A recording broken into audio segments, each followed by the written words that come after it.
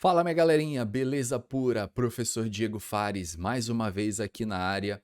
No vídeo de hoje nós vamos fazer a análise bem detalhada, minuciosa da questão de número 95 da prova do Enem principal, caderno azul, ano de 2021. Para você, meu querido aluno que gosta de estudar por questões, está buscando aí no YouTube canais que fazem resolução detalhada. Aqui na parte da química você encontrou o local certo. Lembrando também, aqui na descrição tem meu site, meus cursos para você acessar e obter o melhor conteúdo da química. Para você que é novo aqui, meu querido aluno, não se esqueça de se inscrever no canal para valorizar o trabalho do professor. Deixa o like que isso ajuda pra caramba. Qualquer dúvida, deixa aqui um comentário e compartilha também para ajudar no crescimento do canal. Vamos lá, galera, fazer análise detalhada da questão de número 95 da prova azul de 2021. O enunciado diz: os pesticidas organoclorados foram amplamente empregados na agricultura, contudo, em razão das suas elevadas toxicidades e persistências no meio ambiente, eles foram banidos. Considere a aplicação de 500 gramas de um pesticida organoclorado em uma cultura em que, em certas condições, o tempo de meia-vida do pesticida no solo seja de 5 anos. A massa do pesticida no decorrer de 35 anos será mais próxima de quanto? E aí, na sequência, você tem as opções de respostas. Galera, primeiro, para a gente começar a nossa análise detalhada, como é característica aqui do canal, vocês estão vendo que ele mencionou aqui a questão dos pesticidas organoclorados, né? Pesticidas, todo mundo tem uma ideia da finalidade principal dele. É ser ali uma espécie de defensivo agrícola, evitar a proliferação de doenças nas plantas ou algo que possa comprometer a colheita, o plantio, enfim. Só que muitas dessas substâncias, sabidamente, fazem mal à nossa saúde. Compostos organoclorados são compostos orgânicos, como o próprio nome diz, a base deles é carbono, que tem cloro. E esses compostos, eles são nocivos para a nossa saúde, são nocivos para o meio ambiente, principalmente por persistirem muito tempo. Vocês perceberam aqui na leitura do enunciado que o tempo de meia-vida desse pesticida no solo são de 5 anos. Para você, meu querido aluno que não lembra tempo de meia-vida, vamos conceituar aqui, galera, já que o nosso objetivo é fazer uma análise detalhada e sem pressa, vamos lá. Eu preciso primeiro que vocês saibam, gente, aqui, a gente precisa lembrar o que é tempo de meia-vida. Tempo de meia-vida. O tempo de meia-vida, galera, ele pode ser chamado também de período de meia-vida ou tempo de semidesintegração. Seriam os outros sinônimos que você pode dar para o tempo de meia-vida. O tempo de meia-vida ele é representado simbolicamente pela letra P maiúscula ou você pode representar pela letra T minúscula com um meio subscrito, tá? T meio, tempo de meia-vida. O tempo de meia-vida, como o próprio nome sugere, é um período, tá? É um intervalo de tempo, então a gente pode colocar aqui, ó, é um período, é o período, melhor. Tempo de meia-vida é o período necessário, tempo de meia-vida é o período necessário para a massa do composto, é o tempo necessário para a massa do composto se reduzir à metade. É o período necessário para a massa do composto se reduzir à metade. E aí eu vou colocar aqui, entre parênteses, através de decomposição.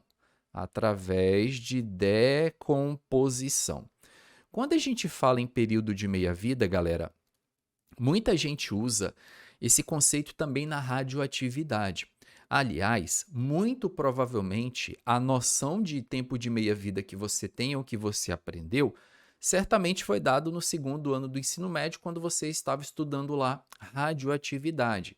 Mas na realidade, o tempo de meia-vida ele é um conceito cinético, ele é um conceito da cinética química, porque a cinética química que estuda velocidade de reação. E o tempo de meia-vida está associado com a velocidade, o tempo necessário para que aquele composto ele sofra uma reação de decomposição e produza outros componentes. Então, essa questão 95, se eu fosse alocar em um assunto, o assunto aqui é cinética química, tá, gente? Tempo de meia-vida, de forma mais específica, tempo de meia-vida. Então, vamos analisar aqui, galera, a definição que eu coloquei.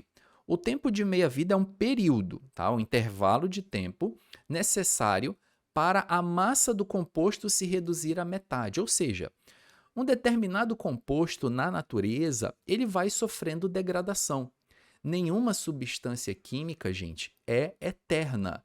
As substâncias, com o passar do tempo, elas vão se degradando. E a velocidade com que elas se degradam é dado pelo tempo de meia-vida.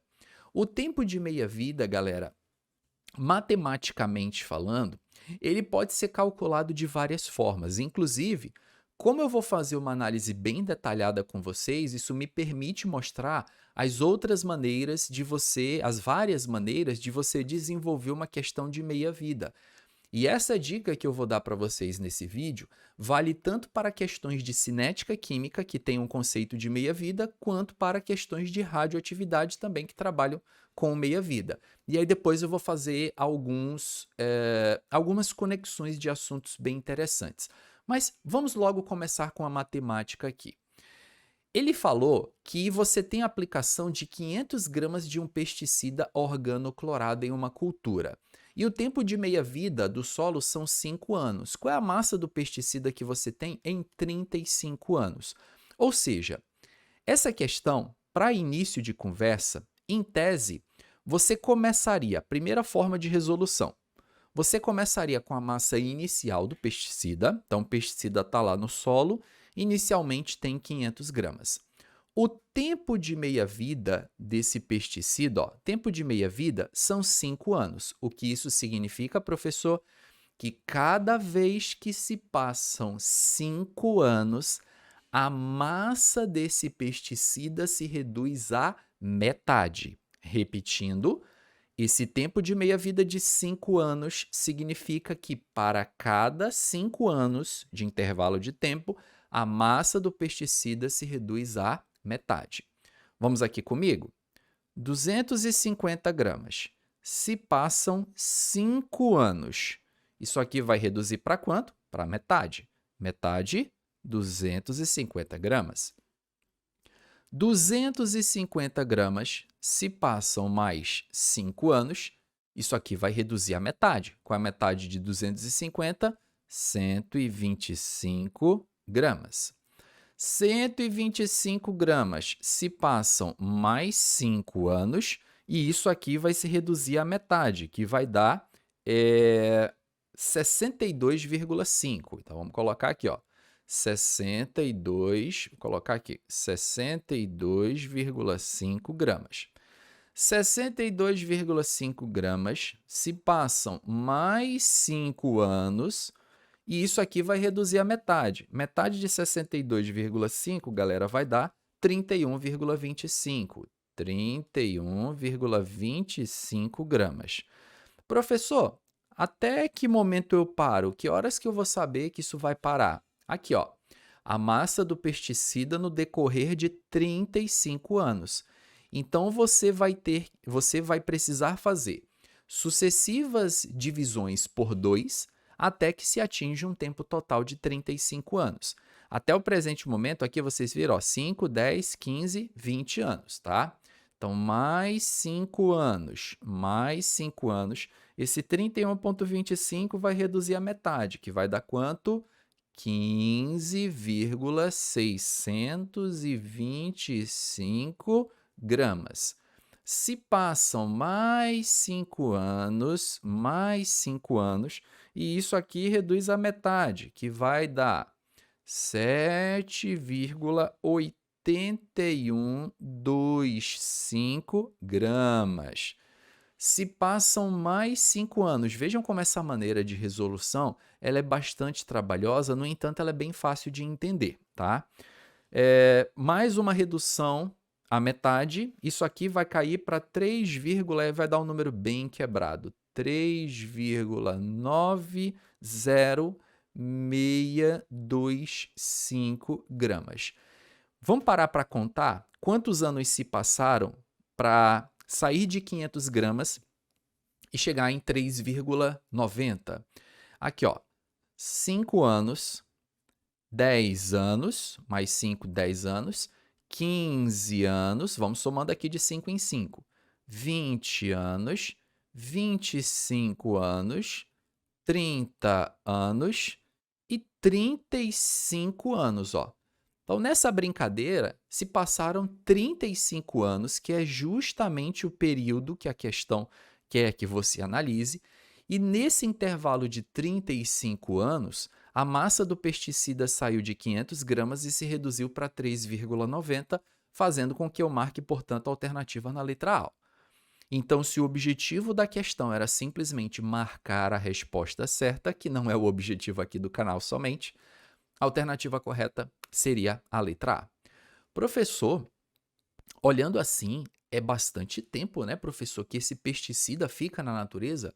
Pois é, galera, por isso que vocês viram aqui, ó, que esses caras, de acordo com o Enem, ó, eles foram banidos, porque eles passam muito tempo no solo para se degradarem, tá? Professor, eu entendi a sua resolução, fez todo sentido do mundo, beleza, fui reduzindo a metade e tal, mas eu percebi que era uma questão que eu teria que demorar bastante tempo aí para resolver, porque eu faria sucessivas divisões por 2. Existe uma outra maneira de fazer a mesma questão, professor? Sim, existe uma outra maneira sim que eu vou mostrar para vocês aqui. O importante é vocês entenderem que essa primeira maneira de resolver uma questão de meia-vida não tem um nome específico para maneiras de resolução, tá, gente? Mas eu chamo de resolução braçal. É a resolução que você não usa fórmula nenhuma e que você vai no braço ali, ó, pega a massa inicial e vai dividindo por 2, dividindo por 2, dividindo por 2, até chegar na massa final. Essa resolução, ela tem um ponto positivo que você não precisa memorizar fórmula, você não precisa, só precisa saber o conceito de meia-vida, só. Mas ela tem uma desvantagem. Dependendo da massa inicial e da massa final, vocês estão vendo que eu posso fazer um número muito grande de divisões por 2 e isso pode demorar muito tempo. Eu já fiz algumas questões de tempo de meia-vida, né? Aluno vem tirar dúvida comigo, aluno do meu curso, professor, essa questão aqui e tal, que tipo começava em 100 quilos e terminava em 1 miligrama.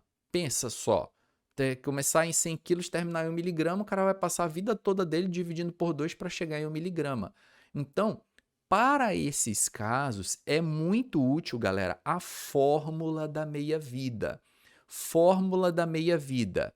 MI sobre MF é igual a 2 elevado a x. Essa é a expressão matemática que nós utilizamos para resolver qualquer questão que envolva meia-vida. Seja uma questão de cinética química, como é o caso da 95, seja uma questão de radioatividade, tá? Primeira coisa que vocês estão vendo nessa fórmula e que me chama muita atenção é que isso é uma função exponencial. Vocês perceberam esse detalhe? Ó, essa fórmula aí, essa função que eu escrevi aí na tela, é uma função exponencial. E professor, função exponencial? Então, o senhor está dizendo que a meia-vida ela é uma função exponencial? Sim, galerinha, a meia-vida ela é sim uma função exponencial. Tanto que quando você resolver uma questão de meia-vida em um gráfico, você vai perceber o seguinte, ó, o gráfico aqui bidimensional, tá bom? Geralmente, esse gráfico aqui, esse eixo pode ser massa, ou se for uma questão de radioatividade, pode ser atividade radioativa, enfim. E isso aqui em função do tempo. E aí você tem, ó, esse formato gráfico aqui, ó, que é um formato exponencial, é uma curva exponencial. Essa minha curva tá meio torta aí, mas vocês relevem que meu desenho não é lá essas Coca-Cola, tá? Mas tá aí, ó, é uma curva exponencial. Eu vou tentar mais uma vez, tá, gente? Agora vai, agora vai, agora vai, agora vai, garoto. Agora ficou um pouquinho melhor, mas vai ficar assim mesmo, tá? É uma função exponencial, meus queridos. O que significa essa função exponencial? Que a redução da massa, ela não é linear em função do tempo, ou seja, a massa ela não varia linearmente em função do tempo. Considerando que é uma função exponencial decrescente, vocês concordam comigo que a maior variação de massa se encontra no início. Dá uma olhada comigo aqui para vocês entenderem melhor. Ó, presta atenção aqui no exemplo inicial que nós colocamos. O nosso composto organoclorado, a massa inicial dele era 500 gramas, beleza? Se passaram 5 anos e essa massa reduziu para 250, tá? Eu vou te fazer uma pergunta bem simples. Quanto é que foi a variação daqui para cá? Ó? Quanto de massa desintegrou? Bom, professor, peraí, a gente faz aqui um calculinho básico, né, professor? Pô, tinha 500 gramas, foi para 250, a diferença são 250 gramas. Então, isso significa que nessa primeira meia-vida, 250 gramas desse composto sofreram desintegração, tá? 250 gramas desse composto sofreram desintegração, ou seja, foram totalmente desintegrados, né? Deixaram de existir e viraram outras substâncias. E isso no intervalo de tempo de 5 anos e no início. Agora pega, por exemplo, aqui mais para o final, ó. Daqui para cá, de 15 para 7, se passaram também 5 anos, só que aqui olha a diferença, eu fazia aqui ó, 15,625 menos 7,8125. A diferença aqui, galera, eu vou aproximar para não colocar número muito quebrado, mas 7,8, arredondando aqui, ó, 7,8 gramas dessa substância sofreram desintegração.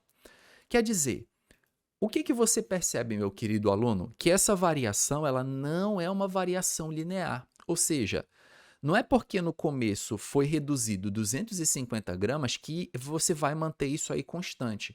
Até porque se fosse constante, isso aqui não seria uma exponencial, tá, gente? Seria uma reta decrescente. Porque uma reta decrescente ela vai ter uma variação linear ao longo do tempo, mas uma exponencial não. Tá fazendo sentido o que eu tô falando, galera? Vocês estão entendendo direitinho? Coloca aqui para mim nos comentários, tá? Se tá ficando tudo claro. E aí vocês percebem, então, que no começo da desintegração é onde você tem a maior velocidade. Isso explica, inclusive, olha só que bacana essa associação que eu vou fazer aqui com vocês. Chernobyl, né? Como os ucranianos chamam, Chernobyl. Ou Chernobyl aqui no bom português, tá? Vocês sabem que Chernobyl foi um dos maiores acidentes nucleares da história da humanidade, tá? Desconsiderando fatores como guerras ou algo do tipo, teoricamente, você pode ir visitar Chernobyl, tá? Você pode ir lá e visitar Chernobyl. Mas alguns anos atrás isso não era possível. Por quê? O acidente aconteceu em 1980 e alguma coisa, 83, 84, por aí. Não vou lembrar de cabeça, não vou cortar o vídeo aqui para pesquisar e dizer que eu sei data de cabeça. Eu sou péssimo em números, tá, gente? Mas 1900 e alguma coisinha, 1980 e pouco, tá? Nesse período aconteceu o acidente lá na usina. Então, quer dizer, no começo, o índice de radiação lá estava muito alto mesmo. Local que você não poderia ficar por nenhum segundo, tá? E aí vocês perceberam que hoje é um local que você já pode visitar. Passado ali já 30 e poucos anos da data do acidente, é um local que você já pode visitar. Por quê? A maior queda da radioatividade aconteceu nesse período.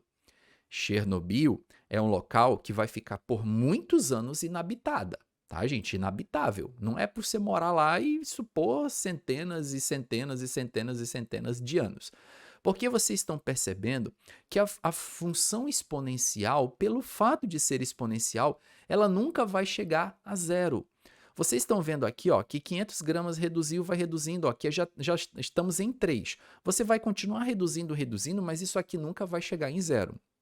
É claro que, para um local em que houve um acidente radioativo ser habitável, essa radiação ela não precisa chegar no zero. Aliás, nem é zero. Tá? Não existe um local aqui que a radiação seja zero.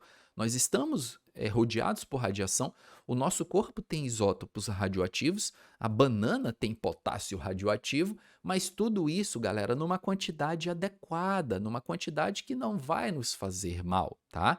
Então vocês percebem que a maior redução, quando você fala numa função exponencial, é sempre no começo.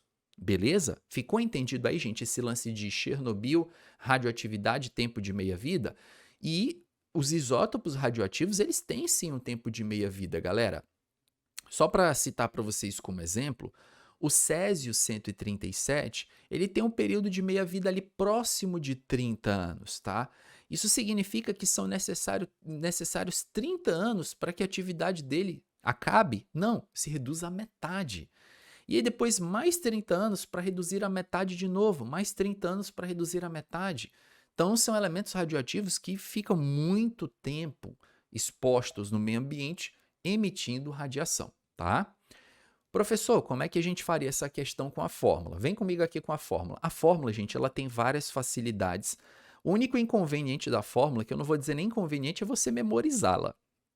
Mas de verdade, para quem faz muito exercício, isso aí é automático, galera. Quem faz muita questão não tem problema com memorização, porque você usa tanto a expressão matemática que ela já fica gravada no teu HD. De qualquer forma, vamos lá. O que é o MI, professor? O nome já é sugestivo. MI, massa inicial. Ou se você estiver fazendo uma questão de radioatividade, a atividade radioativa inicial. MF, massa final ou atividade radioativa final. 2 elevado a x. O que é o x aqui, professor? O x, ele é a quantidade de meias-vidas. Quantidade ou número, né? Você pode colocar assim, quantidade ou número de meias-vidas. Professor, o que é quantidade de meias-vidas? É o número de vezes que a massa reduziu à metade ao longo do experimento que você fez. Por exemplo, vocês lembram aqui na questão que eu fiz sucessivas reduções à metade. Quantas reduções à metade eu fiz? Ó, conta aqui comigo. 1, 2 meias-vidas, ó, já vou usar o termo correto. Aqui foi a primeira meia-vida, aqui foi a segunda meia-vida, terceira meia-vida, quarta meia-vida, quinta meia-vida, sexta meia-vida, sétima meia-vida. Então, significa que nesse probleminha aqui que eu desenvolvi, galera, aconteceram 7 meias-vidas. Professor, mas para descobrir o número de meias-vidas, eu tenho que fazer então essa redução, né, professor? Não, galera.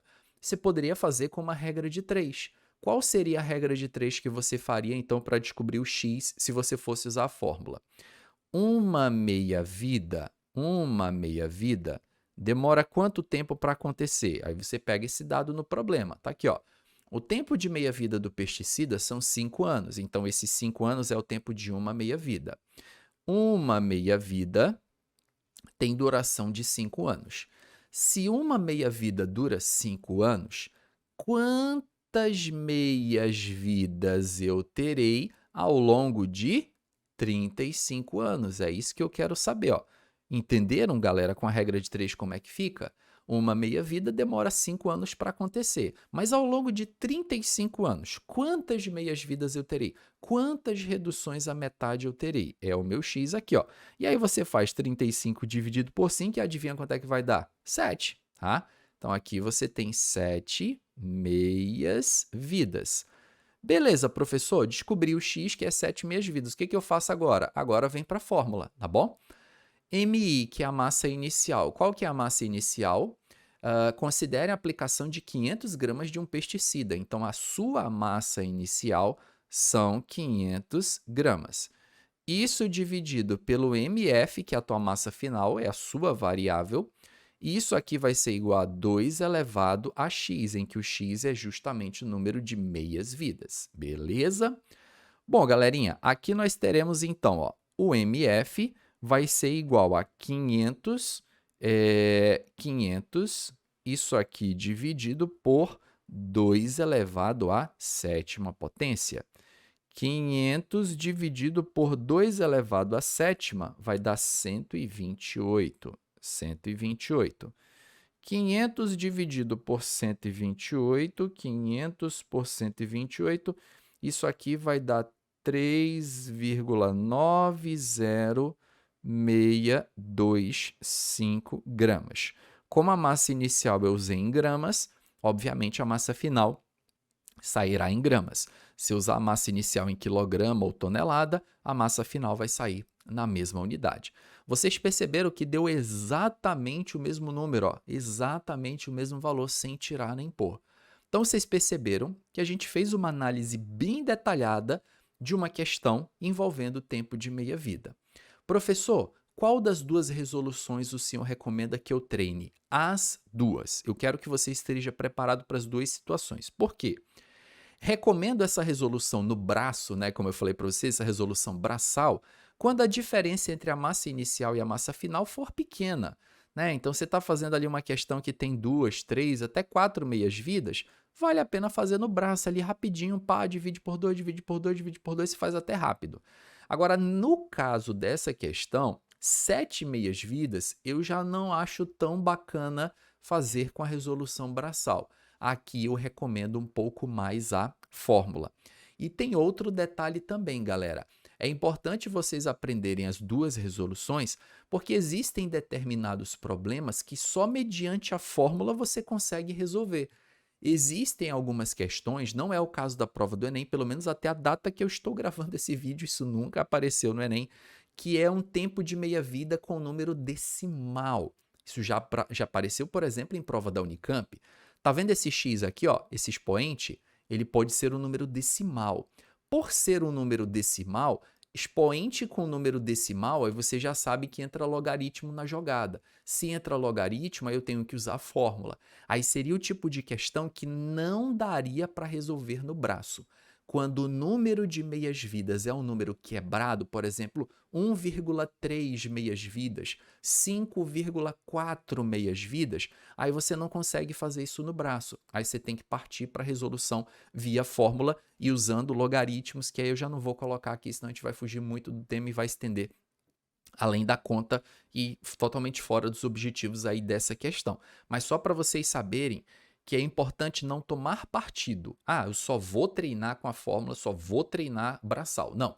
Treine os dois. Igual eu fiz nessa questão. Quando é treino, você treina os dois. Claro, na hora da prova, você não vai fazer das duas maneiras, né? Você vai escolher ali, ver a que se encaixa melhor e mete brasa em uma única resolução, beleza? Galera, o que vocês acharam dessa questão e dessa resolução? Gostaram desse trabalho? Deixem aqui nos comentários, galera. O comentário de vocês é extremamente importante para gerar engajamento no vídeo. Tem gente que assiste todas as resoluções do canal, mas é uma economia no like que eu nunca vi. O cara assistiu tudo, mas nunca deixou o comentário. Eu nem te conheço, ó. Você está assistindo aí os vídeos direto, você nem seu nome. Por que você não coloca aqui um comentário? Eu não sei quem você é. Deixa aqui nos comentários para eu conhecer você, para eu saber que você está engajado nos vídeos do canal, para eu saber que esse conteúdo foi relevante para você.